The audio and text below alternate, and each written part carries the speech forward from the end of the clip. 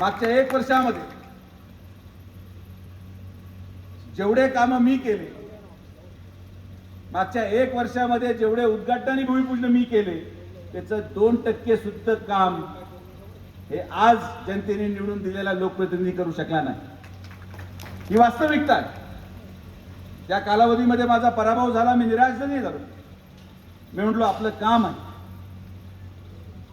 जनतेला काही अशा लोकांच्या भरोशावर सोडणं हे योग्य नाही.